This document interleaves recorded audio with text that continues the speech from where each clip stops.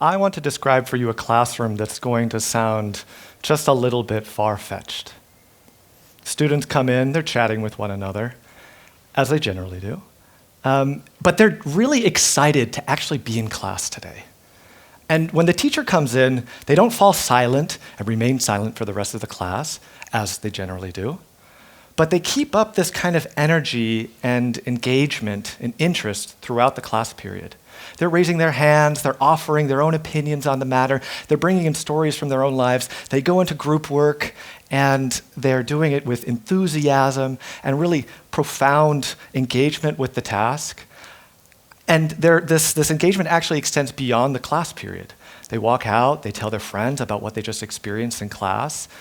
They talk to their parents voluntarily about what just happened and what they're learning and the concepts and ideas that matter. And a few of these students, not all of them, but some of them, will go on to study these topics, ideas, concepts, and this discipline in college, and they'll make it their life's work. So yes, I realize this is unrealistic, maybe even utopian. But I have been in classrooms like this one. I've been in classrooms like this one as a student. It wasn't very often, but I've been in them myself. I've seen them as a teacher-educator, evaluating and mentoring teachers. And I have heard from students who have been in classrooms like this one, and it has dramatically impacted their lives. And many of them actually decided to become teachers because they had such a profound experience in them. And I'm here to talk to you today about what these teachers did in these classrooms to get these young people so excited and so interested and so motivated. What's their secret? Because if you think back to maybe your standard day back when you were in school, sort of your typical classroom experience, what was it like? What were you feeling? What were you thinking? Were you excited, anticipating what's to come, engaged, on the edge of your seat? If you're like me, probably not. But why? What are we missing in schools and classrooms today? Why do we so often fail to reach the young people in our classrooms with the topics and subjects that we educators really care about and are passionate about? What's in that gap? What's missing? Well, here's the thing. We have gotten into a very bad habit in education, particularly when we have a group of students who are looking at us skeptically, wondering, what is this all for? Why are we learning math and social studies and literature? And this bad habit is that when we see this, we say what we think this will give our students ultimately, particularly in their future. We say, oh, don't worry, sit tight. This is going to be important for the next unit, or for the next exam, or for graduation, or for getting into a good university program, or for having a successful career and material success. And that's all well and good, but it's missing something. Even when we're sort of writing up mission statements for our schools, posting them on the school website or the university, and we're trying to say what education is all about, we also are constantly pointing to things that education is supposed to give young people someday in the future. But I am convinced that we are just completely missing one of the fundamental meanings and the fundamental value of an educational experience when we do this. And to sort of get this point off the ground, I want you just to consider an example that actually happened to me recently. I was in my kitchen, and my wife came in, and she sort of saw me, I saw her, we locked eyes, and she gave me one of these beautiful, out-of-the-blue, spontaneous kisses, right on the lips. Have you had one of these before? Don't they feel amazing? You're like, wow, I feel loved, I feel appreciated, I'm like here and sharing this moment. And I made the mistake, unfortunately, of asking my wife, I said, hey babe, what was that for? That was so nice, you know. She gave me an answer. She said, oh, well, I'd like you to actually do the cooking for once in your life tonight. And suddenly this warm, fuzzy feeling completely went away, right? Because I was offended. I was like, I've been used. This kiss has another meaning outside of it in the future. And its sort of value, just being there, just appreciating it, has been sort of completely missed. And I couldn't appreciate it as much anymore. And we do the very same thing in education. When we're pointing to how literature, social studies, mathematics, geography, whatever it might be, is going to give students later, we're forgetting that education actually changes not just what we do and what we have in the world, but how we see the world. These disciplines are there because they make the world a more exciting, a more vibrant, a more fascinating and captivating place to be. And that's where their true value lies. And that's not just me saying this. I have, over the last 10 years, been on a quest to find out what our best, most effective, most impactful teachers are doing in the classroom. And what they are not doing are pointing to all the various instrumental purposes of education to give justifications for what they're doing in the classroom. What they are doing instead is they're trying to show in each and every class period how that subject matter is going to change and expand and enrich students' experiences. And we can sort of contrast these two, pointing to things outside of education someday in the future as sort of the instrumental approach, and then this other approach that just wants to show how fascinating, interesting, and captivating subject matter is on its own terms, and I call that the transformative approach. And in fact, our best, most effective, most influential teachers are going a step further. They try to create experiences in the classroom that my colleagues and I have started calling epiphanies. And these are moments when students are starting to realize that the subject matter, math, social studies, literature, really does have a profound importance for improving the quality of their life and their experience. And we use this term, they begin to realize the intrinsic value of subject matter. Now, that might be a new concept for you. Maybe all of the concepts I'm using are new because I'm speaking in English. But you've probably heard of intrinsic motivation, right? Intrinsische Motivation. The holy grail of education, right? I mean, if you don't have to work nearly as hard if you've got intrinsic motivation in the room if you're a teacher, right? This is why we care about it so much. And think about some of your favorite hobbies. Whatever it might be, swimming, playing chess, mountain climbing. I mean, these are all cruel forms of torture if you're not intrinsically motivated, right? I mean, think about climbing up a mountain. You're sort of trudging up 4, 5, 6 hours at a time, sweating profusely, sort of every step it's supposedly getting you closer, and yet that summit is so far away. I mean, for normal people, this is like, why would you ever do this to yourself? But for you, who love mountain climbing, you have a special connection to that experience. You are intrinsically motivated to get up that mountain. Why? Because you've connected with the mountain. You love the trees that surround you. You see the beauty of the panorama. Maybe you're looking forward to that Hefeweizen at the top at the Hütte, right? So there's some instrumental purpose there, right? I get that. But you're present in a way that other people aren't.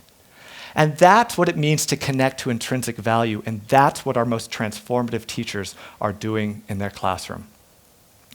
Just to give you another very brief example, a reporter apparently once asked Picasso, the painter, why he decided to become a painter, why he devoted his life to art. And you might think he would give you a really deep philosophical answer, sort of like, oh, well, art's role in our lives. That's not what he said. He said, I love paint. That was his answer. But isn't he right about the value? Isn't painting incredible because you get to paint with paint? You get to create beauty out of this strange material thing that other people just simply do not know how to use. And it's the same thing for math or for literature. I mean, the whole challenge, but also the wonder of teaching literature is you show students that this dusty black and white thing can open up whole new worlds for you. And the best literature teachers are simply the teachers that love books. So how do we do this in the classroom? It's actually more intuitive than you might think. What does it mean to create an epiphany? What does it mean to do transformative education? So I'll give you one example from a middle school science teacher, 7th grade. She apparently on her first day, and I heard this from student reports, on her first day she has all of her students put on a lab coat. Okay? She apparently buys them the lab coats, they're very cheap, but they all put on a lab coat and they get to choose a science name. So the boys, they choose from a long list. If you're a boy, you can be Isaac Newton. If you are a girl, you get to be Marie Curie. And these are actually their names for the duration of the entire school year. So when they come into the classroom, they have a different name. And then she leads them out of the classroom into the forest outside the school. And their task is, and this is how she puts it, to sniff the trees. And they sniff the trees, and they have little clipboards, and they're supposed to record what kinds of foods the trees smell like. And they record their little data. You can imagine these little 12-year-olds recording their data. And they come in, they share their data. And this is her sort of first day experience for the students. Now, what's happening in this particular scenario? I think two really important things. First of all, she's literally having her students try on a different identity, a different self. They become scientists for the day. And second, and way more importantly, science is not just something you do and study in a classroom. It's not just something that gives you problem-solving skills or competencies. It's not just something that gets you ready for graduation. It's a way of engaging with the world. It's a way of opening up the world to you. It's a way of seeing the world that just makes it so much more intrinsically interesting and captivating. And look, are these students going to become Isaac Newtons and Marie Curies? Probably not. Maybe one, maybe in a couple years. But I can guarantee you this, these students will never see trees quite the same again, right? Another very brief example, and this is just, I love this example because it's so basic. I heard from a student years later, 20 years later, this class period stuck with her for the rest of her life, changed her relationship to literature. It's a English as a second language teacher, so here in Germany, and the topic of the day was Sonnet number 18 by Shakespeare.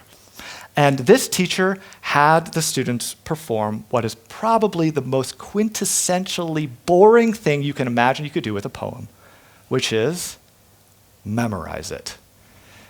And they all moaned and groaned, just like you're sort of giggling in your seats, imagining just the pain that these students are about to face. And then what he did was he launched into this appeal. He said, look, we're an English class here. In German class, you might take a poem and do auswendig lernen. But that's not what we do in English. We don't do rote memorization. What we do is we learn by heart.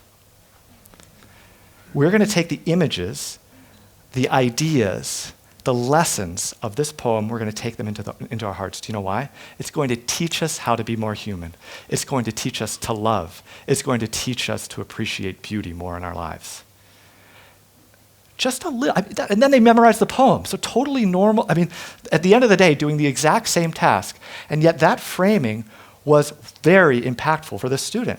And now what she does, she carries some poems around in her head, or should I say maybe in her heart. Since then, she realizes that it's important to take this form of expression seriously. Okay, so that's the vision, that's the idea. Maybe you're wondering, is this just something we hear at a TED event? Is this like some kind of theoretical framework or concept? Is it really possible? Can we apply it in schools? I mean, look, let's be honest. Teachers have a curriculum, a Lehrplan, right? Do we have time for this? They have hectic days. There's a tremendous amount of administrative pressure on teachers. Is it possible?